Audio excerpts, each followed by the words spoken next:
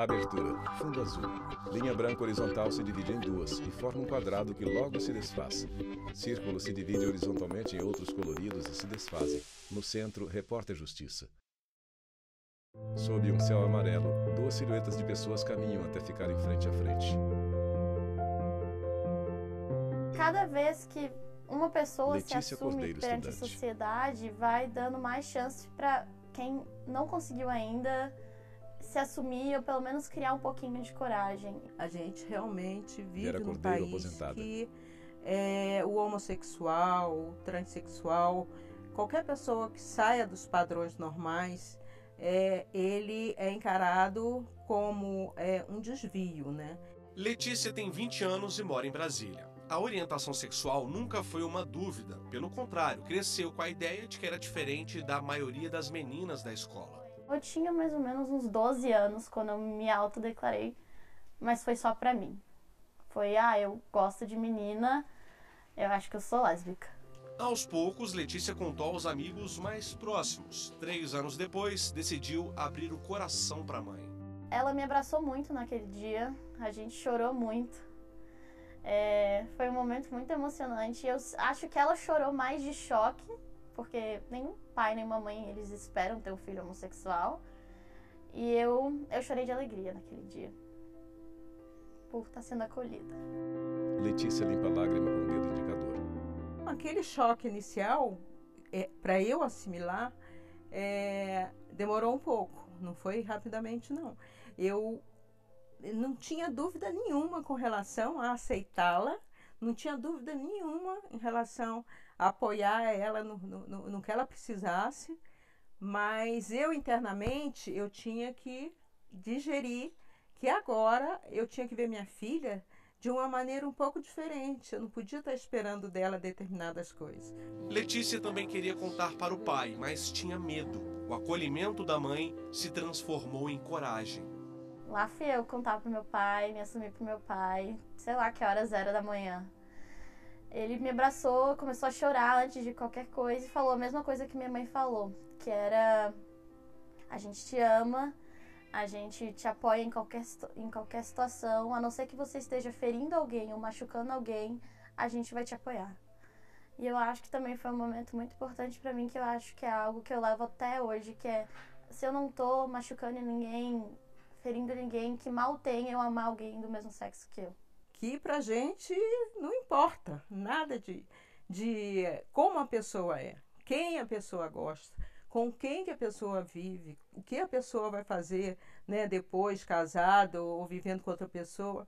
Isso daí pouco importa. O que a gente mais quer é que ela seja feliz.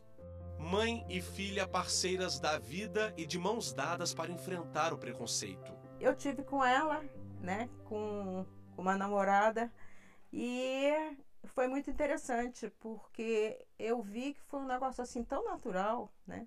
Ela com a namorada junto e se beijando, e eu encarei aquilo e eu mesmo me surpreendi, porque eu achei aquilo bonito, eu achei aquilo tão natural. Duas mulheres de mãos dadas. 1,8% da população brasileira com mais de 18 anos se auto-identifica homossexual ou bissexual, o que corresponde a quase 3 milhões de pessoas. O levantamento é do IBGE, que pela primeira vez divulgou dados sobre orientação sexual. A gente viu a oportunidade de colocar dentro Maria Lúcia do âmbito Vieira, de uma pesquisadora pesquisa do nacional IBGE. de saúde, que era uma pesquisa com abrangência nacional, e que a pergunta seria feita para o próprio morador, né, por ser uma pergunta de cunho sensível e que, de repente, outra pessoa não saberia responder. Então, entendemos que a pesquisa de saúde ela era uma ótima oportunidade para inserir essa pergunta. A pesquisa constatou que a autodeclaração como homossexual é maior entre os homens, já a bissexualidade é maior entre as mulheres. Os dados também revelam um número maior de autodeclarados com nível superior completo e com maior renda. Quanto menor a idade, também maior o percentual de pessoas que se auto-identificavam como homossexual ou bissexual. Em relação à área de residência, se era área rural ou área urbana, né? Na área urbana, o percentual foi maior do que na área rural. que também pode estar associado, inclusive, a essa questão, né, de não querer se expor em cidades menores. Os dados foram coletados por meio da Pesquisa Nacional de Saúde e um número chamou a atenção. 3.600.000 pessoas não quiseram responder. O número é maior do que os que se autodeclararam homossexuais e bissexuais. Esse resultado, ele nos esclarece muita coisa, né? Ou nos faz pensar muita coisa. O porquê esse percentual alto ainda de pessoas que não quiseram responder, ou o que os levou, independente da sua orientação sexual, o que os levou a não querer responder ou a responder que não sabia. As duas pessoas conversam. Elas usam máscaras. Uma pesquisa inédita no país onde mais pessoas LGBT são assassinadas no mundo. É o que revela um relatório divulgado pelo Grupo Gay da Bahia. Pessoa em pé parada em estação do metrô. Infelizmente, essa é uma estatística muito triste para nós brasileiros e Tony brasileiras. Reis, presidente da Aliança Nacional LGBTQIA+. Em qualquer unidade da federação, nós encaminhamos para o Grupo Gay da Bahia, que tem uma equipe que sistematiza, verifica se enquadra como crime LGBT-fóbico ou não. Então, isso é um problema, porque uma pessoa ser morta pela sua orientação sexual ou identidade de gênero tem que diminuir, tem que ter o respeito. Com latas de spray, mulher grafita paredes. É com spray em mãos que Juliana traz no grafite uma reflexão sobre equidade de gênero, preconceito, liberdade e inclusão. Rosto feminino grafitado em parede. Como a arte também é um modo Juliana político, né, de se expressar, de ajudar o outro, de dar pertencimento, eu costumo representar na minha arte o movimento LGBTQIAP+, e o movimento negro, né, de forma real e lúdica. Artista plástica e de rua, o reconhecimento do trabalho foi longe. Nesta foto ela aparece ao lado do jogador Neymar, com uma tela assinada por ela. E por falar sobre o universo da arte, Juliana participou recentemente de um encontro de grafiteiros de todo o país na Praça dos Três Poderes, em Brasília. A ação, realizada pelo Supremo Tribunal Federal e pelo Instituto Justiça e Cidadania, foi em comemoração aos 200 anos de independência do Brasil. Na origem, os grafiteiros não eram vistos como verdadeiros Ministro Luiz artistas. Fux, presidente do E Supremo hoje é uma Tribunal prova Federal. concreta que eles são super artistas e, além disso, eles promovem, através da própria arte, a cidadania e a democracia. Paredes grafitadas na Galeria dos Estados em Brasília. A 5 minutos da Praça dos Três Poderes, mais grafite. Estamos na Galeria dos Estados, na área central de Brasília. Recentemente a área foi revitalizada e os muros ganharam desenhos e cores, mas a principal mensagem sobre respeito à diversidade está na parte superior do viaduto. É o maior arco-íris LGBT do Brasil. São 460 metros dos dois lados do viaduto. Foram quase 15 dias para ficar tudo pronto e a pintura contou com a ajuda de cerca de 40 voluntários. É mais um orgulho para Brasília ter isso. O Elton Trindade, co-coordenador do coletivo Brasília Orgulho. O diferente, apenas isso. É uma obra bonita, é incrível você... Brasília é muito concreto, plantas que, hora verde, grande parte do tempo não tão verdes assim. Então a gente precisa trazer um colorido para Brasília. E esse colorido não é simplesmente cores, ela tem uma simbologia muito grande de respeito. O convite foi feito pela Secretaria de Cultura do DF e a pintura deve permanecer até o fim do ano. Quem passa por aqui aprova a iniciativa. Garoto aponta para o arco-íris. Para mim expressa muita coisa, né? Não só a cultura, mas o gênero. Thiago Borges, estudante. E várias outras coisas. Mas para mim tá bonito, continua bonito. E é bom sentar aqui, almoçar e ficar olhando a cor chamativa que fizeram. Tá aprovado então? Ah, mais que aprovado. Bem massa, pô. Gabriel chamativa, Duarte, as cores são muito bonitas. Também tem várias pinturas ali muito top. Da hora, muito bonito. Já tirei foto aqui também, pá. Rostos de pessoas e paisagens grafitadas nas paredes. É uma nova relação com a cidade, porque é uma coisa bonita de se ver, mas também tem que ser uma nova relação com as pessoas. É uma questão de respeitar o diferente, nem melhor nem pior. Você tem sua vida, você tem seus valores, mas nesses valores que tenham o respeito ao diferente. Então, a gente fala que as 6 cores são diferentes cores e que juntas formam um belo. O ser humano é assim, nós somos muito distintos. E essa distinção, essa diferença que faz o belo. No próximo bloco, a repórter Renata Teodoro mostra uma pesquisa que revela que a cada 29 horas, uma pessoa LGBT é assassinada no Brasil. A gente volta já. Vinheta de transição no Centro Repórter Justiça. Vinheta de transição no Centro Repórter Justiça. Homens e mulheres caminham ao longo do dia pelas dependências da rodoviária do Plano Piloto em Brasília. Brasil, país de intolerância, preconceito e recordista no número de assassinatos contra a população LGBT. É uma morte a cada 29 horas. Isso segundo o relatório do Grupo Gay da Bahia, que também mostrou que em 2021 foram 300 mortes violentas, 8% a mais que no ano anterior, com 276 homicídios. Na Idade Média, nós éramos considerados pecadores. Tony e Reis, éramos presidente da queimados na Aliança fogueira. Nacional Depois, LGBTQIA+. era crime ser homossexual até 1830, quando teve a primeira Constituição do Brasil. E até dia 17 de maio de 1990, a homossexualidade era considerada um tipo de doença.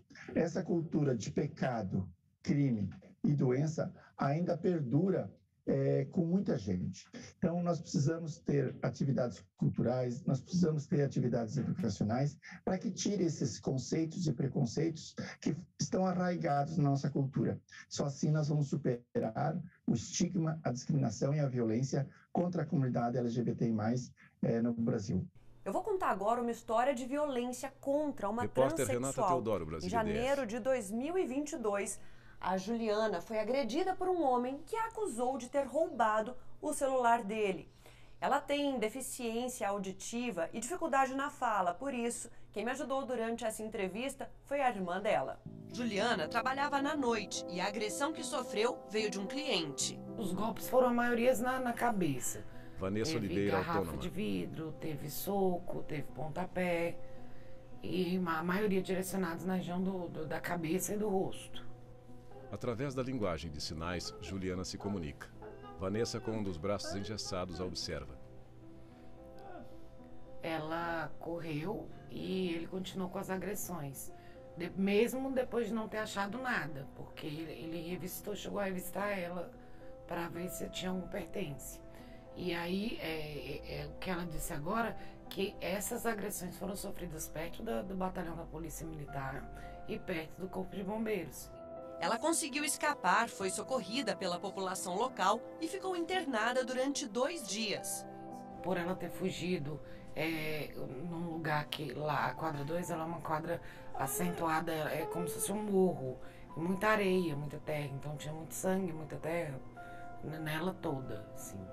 E ela desacordou na calçada do pessoal que socorreu. A gente foi para o hospital de base para ao parecer, para ver se não tinha nada fraturado no rosto, né?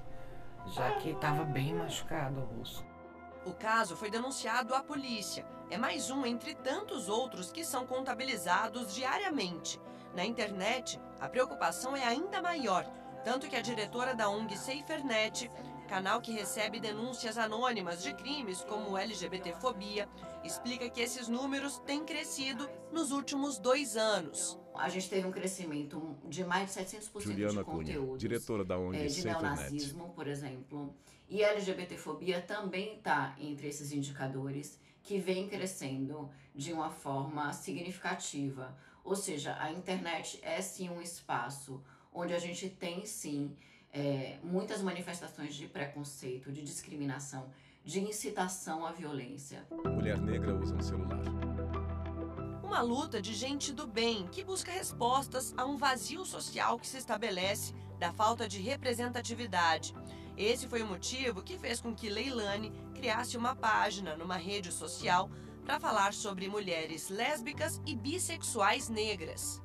E muitas vezes acontecem preconceitos nos comentários, como por Leilane exemplo, Ribeiro, criadora de pessoas, conteúdo. e principalmente homens, comentarem que nojo, né? Jesus está voltando e, enfim, com uma forma de termos vergonha dos nossos afetos, né? E é muito difícil lidar com isso, mas a gente segue resistindo. Uma espécie de resistência em que o medo também está presente. A sociedade ainda vê como uma ameaça a família tradicional, né? Então é muito difícil e eu acredito que isso é algo que todas nós temos muito em comum.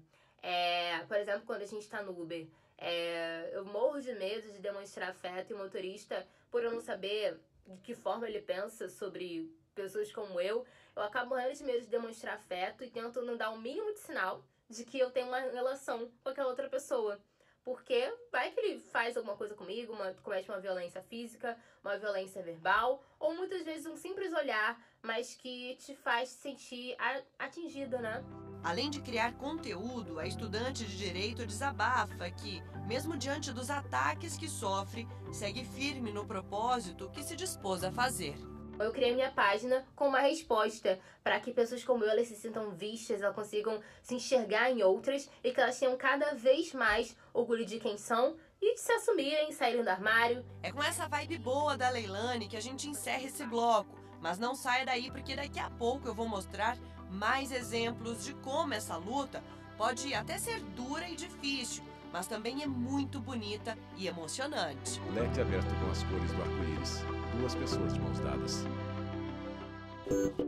Vinheta de transição. No centro, repórter Justiça. Vinheta de transição. No centro, repórter Justiça. Bandeira do arco-íris. 2 mulheres a levam nas mãos. Leque com arco-íris aberto em manifestação. Eles lutam por direitos básicos e já conquistaram alguns, mas a batalha para vencer a discriminação é feita ali, no dia a dia. Ainda que o Estado tenha o dever de promover o bem de todos, a comunidade LGBT, por muito tempo, ficou sem essa garantia. Foi então que, em 2019, o Supremo Tribunal Federal decidiu que homofobia e transfobia seriam enquadradas como crime, com base na lei do racismo, com pena de reclusão de 1 a 3 anos e multa. Então, quando uma pessoa agride verbalmente, moralmente, pratica algum tipo de violência psicológica ou violência física, como empurrões, agressões, espancamentos, ou ainda violência sexual, o estupro, coisas que estão relacionadas mesmo a uma exclusão, ao preconceito, essa pessoa está sujeita a responder criminalmente. E um detalhe importante da legislação e ainda a aplicação da própria Constituição Federal é que esse tipo de crime é imprescritível e inafiançável. Para esse advogado, também professor e doutor em Direito e História, uma das conquistas mais recentes é a mudança do nome social e a possibilidade de retificação do registro. Esse nome ao qual a pessoa se identifica vai poder ser acrescentado no documento, mas sem retirar o nome anterior. O gênero, nesse caso do nome social, não vai ser alterado. E, de alguma maneira, ali as pessoas trans vão poder ser respeitadas dentro da sua identidade. Contudo, se quiser uma retificação no registro, é preciso que a pessoa tenha mais de 18 anos e, nesse caso, ela vai se dirigir a um cartório para que mude o nome de maneira definitiva, mantendo apenas o nome com o qual se identifica. Homem caminha pela cozinha de casa. Marcos está na luta por esses direitos há muitos anos. Por isso, resolveu criar um espaço para a comunidade, para pensar em políticas públicas e acolher pessoas em situação de vulnerabilidade e abandono. A gente que olha para o próximo, a gente acaba sendo o maior Marcos beneficiado. Venison Tavares, presidente da ONG Casa Rosa. O que vem para mim é essa questão do afeto. No momento que a gente vive esse ódio todo, pessoas disseminando ódio, pessoas disseminando violência, isso trouxe a certeza de que o amor é o que vale, o amor é que movimenta a gente, o amor é que faz o bem. Essas pessoas, elas trazem demandas porque Pedro a Gustavo rua Matias, é muito coordenador difícil. pedagógico da ONG Casa Rosa. O Brasil é um país violento em todas as suas regiões. E essas pessoas, elas trazem essas vivências de laços rompidos, fragilizados, relações familiares muito difíceis, porque em geral a violência começa em casa, e poucas políticas que vão pensar a garantia desses direitos, que são direitos humanos básicos, e que às vezes parecem muito distantes de serem acessados, vividos, experimentados de fato. Por isso, a ONG Casa Rosa surgiu lá em 2018 para dar voz a uma minoria que se une e fortalece cada vez mais. A gente precisa conhecer os dados, mapear, conhecer essas pessoas, saber onde elas estão e aquilo que elas precisam. Então, eu acho que o meu papel aqui é esse também, é estratégico nesse sentido, de lutar, entender melhor essas políticas e tentar amplificá-las, cobrar das pessoas que estão à frente desse trabalho em âmbito executivo, legislativo, judiciário, para que a gente possa garantir isso. Então é um pouco de amor e um pouco de estudo também, de aprofundamento. Nas paredes, cartazes colados e a bandeira do arco-íris. Aqui na casa existem 2 tipos de atendimentos, os assistidos diretos e os indiretos. Os diretos não tem para onde ir, então eles vivem aqui por um tempo. Já os indiretos apenas participam dos cursos, palestras, formações e outros serviços que a casa oferece, que é o caso da Kate, que eu vou conversar agora. Ela é transexual, aderiu ao nome social há cerca de 4 anos.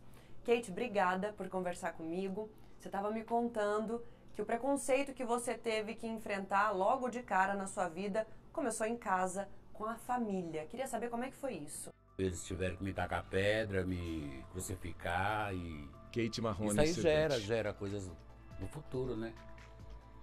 Mas hoje em dia eu não ligo não, eu não me considero só não. Me afastei de todos os parentes, não tenho um parente perto de mim. Meus parentes são um grupo LGBT, são minhas ONGs que eu ando. Você chegou a ser expulsa de casa também, não foi? Eu tive que perambular, eu trabalhei no serviço público, depois perdi o emprego, fui para prostituição, já fui arrastada pelos cabelos pela polícia, difamada em rádio. Então, hoje em dia eu tô com 55 anos. Eu tenho a paz que eu queria ter jovem. Hoje em dia eu tenho paz de espírito. É outro tipo de coisa a vida que eu levo hoje em dia. Levanto cedo, acordo cedo, durmo cedo. E minha vida mudou. E aos poucos, a vida da Kate, do Pedro e do Marcos vai ganhando proteção e resguardo da lei. Hoje, alguns dos principais direitos das pessoas LGBTQIA+, estão relacionados à possibilidade de reconhecimento da união estável. Para isso, a pessoa vai simplesmente ao cartório e, apresentando a documentação adequada, pode se unir à pessoa que ama. Isso também pode se dar através do casamento civil, que é reconhecido já desde o ano de 2011, a partir de um recurso especial que foi julgado ali no STF. E o CNJ, Conselho Nacional de Justiça, também proibiu que os cartórios recusassem de celebrar esse casamento homoafetivo. Esse ano, a novidade veio das pesquisas feitas pelo IBGE, já que as pessoas que participarem poderão declarar a orientação sexual. Isso é importantíssimo porque é uma maneira do Estado mapear situações em que há um impacto social e a necessidade de serviços de saúde, de atendimento jurídico à população que é LGBTQIA+. À medida que a gente vai avançando, cada vez mais os direitos parecem essenciais, e eles são. Então, as discussões ficam mais profundas, tudo que a gente quer solicitar fica cada vez mais profundo. Então, é isso que eu tenho aprendido aqui, conhecido muitas histórias e entendido que a gente precisa, sim, lutar, brigar, pesquisar e fazer com que a política, ela fique implementada na rua, de fato, que ela alcance as pessoas. Vale a pena investir na humanização, investir no amor, investir nas pessoas. E as pessoas merecem, têm o direito de uma atenção, de uma segurança e de uma qualidade de vida. Marcos sorri.